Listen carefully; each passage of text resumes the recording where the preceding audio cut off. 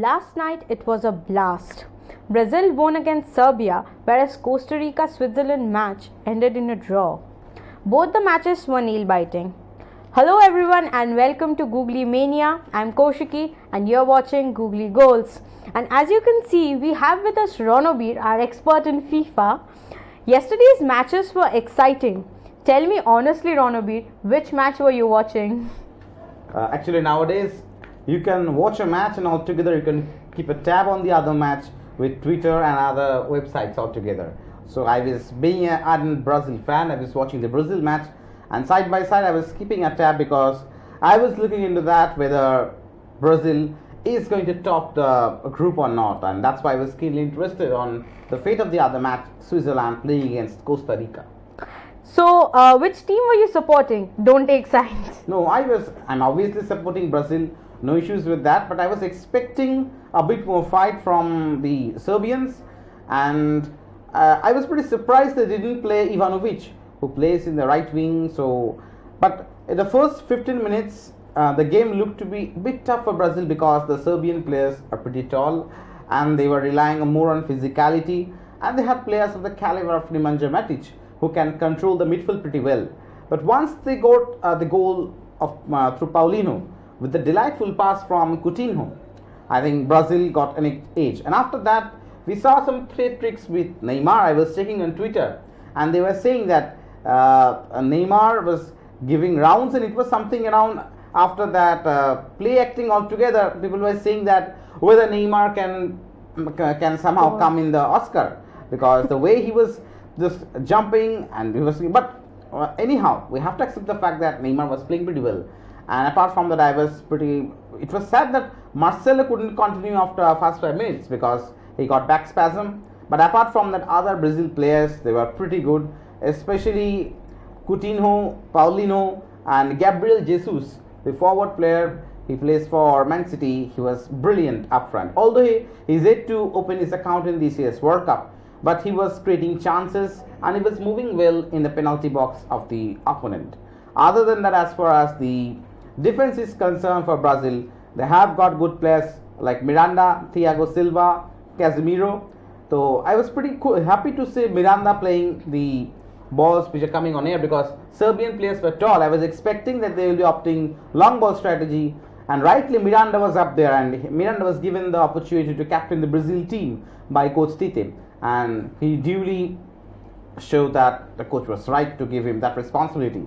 As far as Thiago Silva's goal is concerned, it was a fantastic corner from Neymar, and I guess Neymar missed 2-3 chances, and if he could have been a little more serious, he could have scored a hat-trick also, because in the second half itself, Brazil bossed the game and they didn't have any chance either, Serbia. I think it was only a spell of 10 minutes or so. The Serbian team created 2-3 chances, and especially I liked the way Mitrovic played. Mitrovic really looked pretty dangerous in the penalty box itself, but barring those 3-4 chances itself, the Serbians didn't look to get back in the game itself, and later it was all about holding the score itself. And when Tite brought someone like Fernandinho and Renato Augusto in the field itself in place of Coutinho and other players, so it was absolutely sure that Brazil does have the cushion of 2 goals and they'll be very happy to retain that. And in the end, it was a satisfying result for all the Senegal fans, and Brazil would be really happy that they will be playing against the other team who will be qualifying. So, but we are expecting something like if either England or Belgium becomes the runners-up in the last match today, Brazil will be probably seeing any of those matches. So I would love to see, and chances are there that Brazil may end up playing England in the quarter final, and that would be a fantastic one. But these years, these group matches have been pretty good altogether.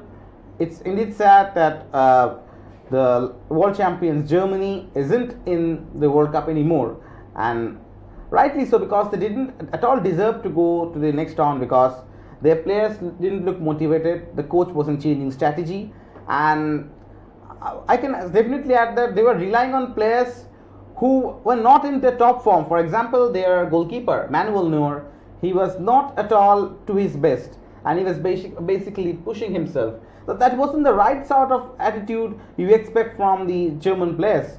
and the Korean players really deserved the win itself. Sadly, in the other match, the other Sweden defeated the Mexicans. Otherwise, it would have been great to see the South Korean team going to the next round. But this year's World Cup have been pretty good for the Asian teams. And barring Australia, all the teams have won one match or the other. We have seen Iran winning. We have seen Saudi Arabia defeating Egypt. We have seen the South Korea defeating Germany. And we have already seen how Japan defeated Colombia. So today we'll be seeing Japan once again. And I would really love to see Japan giving their best and coming into the next round itself. Same goes for Senegal as well. The other African teams probably didn't play well. Barring that specific Nigerian team, I think Nigeria was pretty unlucky. They didn't get one specific handball. I remember the captain, John Obi Mikel, he was complaining to the referee itself that you are taking to some extent a selective VAR decision, because in the very last match when Portugal was playing against the young team, we saw the penalty which was awarded against the Portugal player. It didn't mean anything, and if you're giving that a penalty itself, why can't you give the penalty which the Nigerians were expecting against the Argentine team? So if Senegal and Japan can proceed from this group, I think it would be a historic moment for both Asia as well as Africa. And these two teams, one thing I would love to mention is that in the very last match itself, when the match between Senegal and Japan ended in a draw, the supporters of both the teams remained in the ground itself. They cleaned all the garbages and then they went. So that is something we should applaud these supporters from these continents, Asia and Africa. They have got that sense of cleanliness. That is something that should be applauded. Well, it's time for a short break and we'll be right back.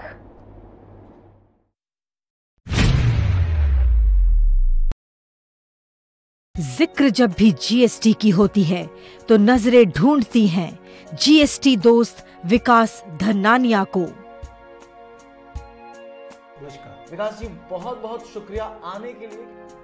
विकास धनानिया बात करते हैं पूरी जिम्मेदारी के साथ कि यहाँ पर गुड्स को रिसीव्ड नहीं किया गया है। हाँ, लेकिन तब आपको ये प्रूफ करना पड़ेगा कि भाई हमने तो हैंड रिक्शा से मंगा लिया है। आम आदमी जीएसटी को जानना चाहता है, लिहाजा सवालों का अंबार है। इन्हीं सवालों को समेटते हैं हमारे होस्ट राकेश। हर ट्यूसडे और फ्राइडे रात 8 बजे होस्ट राकेश और दोस्त विकास धनानिया हो जाते हैं आमने सामने, सिर्फ आपके लिए जियो बांग्ला पर। देखिए जीएसटी की बात दोस्त के साथ जियो बांग्ला पर।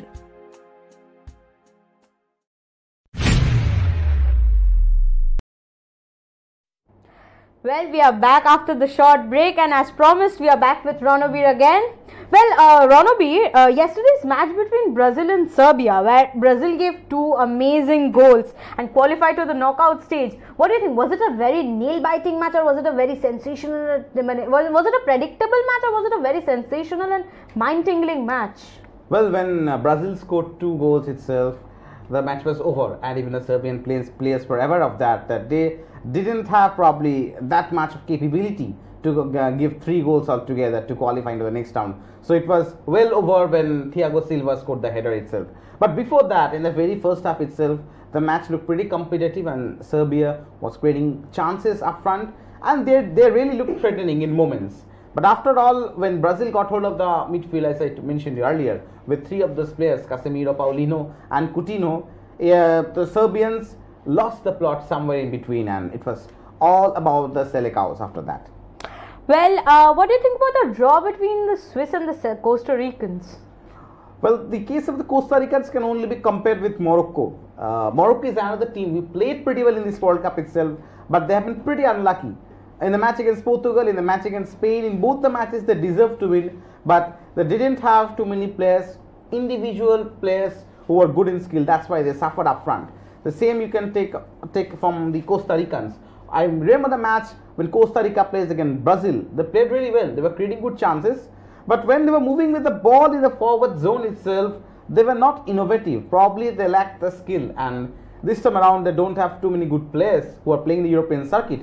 But the Swiss players, I think I was keeping a close tab of that match also. So So both the teams were to some extent defensive. Costa Rica, virtually they didn't have any other opportunity to go in the next round. But Switzerland, they were really more offensive. I was expecting them to win the match.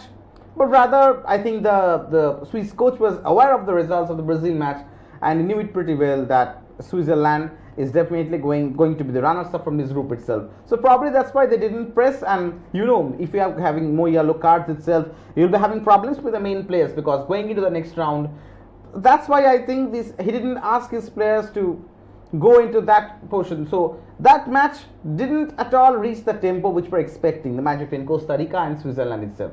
So it was all expected, and Brazil topped the group, followed by Switzerland. Well, enough of dwelling in the past, let's move ahead to the future. But today at 7:30, Senegal battles with Colombia and Japan battles with Poland. So Ranabir, we know that if Senegal defeats the match against Colombia, they will be the first African team to reach the knockout rounds. What strategy should they use today? Well, I have been a keen supporter of Senegal as far as this year's performance is concerned. In the last 2-3 World Cups, we haven't seen too many African teams going into the knockout rounds, especially after 1990s World Cup itself, when Cameroon, led by none other than Roger Milla, played so well. But this time around, the Senegal team looks very different from other African teams, be it Tunisia, be it Morocco, be it Nigeria, and they have good bunch of young players. Probably that's the nucleus of the team, and they are led by none other than Sadio Mane, the Liverpool striker, and they've got a pretty good combination altogether. And importantly, I have seen in the previous 2 matches, at every moment of the game, they look to attack, and that's their plus point itself. When you have a young team, you can rely upon them, and you can, at best, you can expect them to run and to run after the ball itself. And this is where I think the German team lacked the composure. So in the very last match itself, when Senegal had drawn with Japan, Senegal went ahead twice, but they were then again they conceded goals. So probably defense is one of these aspects Senegal were looking at. But after all, it's very difficult to play for a draw, and it's much easier if you have offensive approach and if you look to win a game. And let's not forget that today's match is against 2 competitive teams from different continents altogether with different contrasting styles of play. Because African teams, you know, it's more about power, it's more about stamina. And when you talk about the South American teams, it's all about skill, caliber, different contrasting styles. So that is something, rather I was telling from very first day of the show itself that this Group H group is pretty unique, because we have got 4 teams from 4 different continents. And the very other match we're going to discuss pretty soon, Colombia against Japan itself, there also we'll be seeing Poland versus Japan. Poland is from Europe and Japan is from Asia. So these 4 countries coming from 4 different continents, they have their unique styles of play, and that's what makes these 2 matches pretty interesting from Group H. Well, South American team Colombia needs a win to qualify. So how are they going to play against the strong Senegalese side? Well, they have got pretty good players, and obviously they're going to rely someone like James Rodriguez. He has been in pretty good form, and as far as record is concerned, he has been part of 10 goals in last 14 matches for the Colombian team. Among the 10 goals itself, he has scored 6, and he has assisted in 4 other goals. So that's what makes him a key proponent for the Colombia's attack today. But it's a fact that the other players need to play well, and there I think the role of James Rodriguez is definitely going to pause the midfield itself, because after all, you know, for these sort of crunch matches, when both the teams are basically vying to win, the fate of the match is decided in the midfield altogether. So there I think James Rodriguez needs to play an important role, rather a match-winning role. I know he has got niggle, he missed the very first match itself, he came in the very second half with a substitute. But this match is very important, and their coach is an experienced person. Jose Pekerman was a coach of Argentina in previous World Cup itself. I have seen he comes with pretty good strategies and is considered as a renowned coach in the Latin American circuit. So I wouldn't be surprised to see if Colombia comes up with something very different against the young Senegalese side. Well, which players are going to play important roles in the Senegal-Colombia match?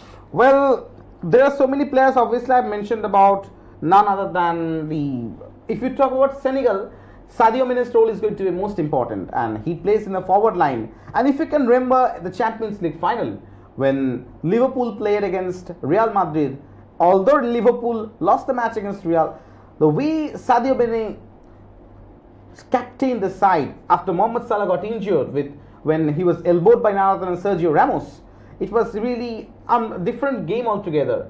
And if you have seen the EPL, although Liverpool didn't win this year's EPL, it was Man City, but still the way Sadio Mane along with Firmino and obviously Mohamed Salah played up front, you can definitely rely upon him. And the good thing about him is that he has got strength, and he's someone who looks relentless with attacks and attacks and attacks. Probably that's what makes him a pretty young prospect. And definitely I believe very soon, I won't be surprised if he plays for Barcelona, Real Madrid or Manchester United, because in such a good form.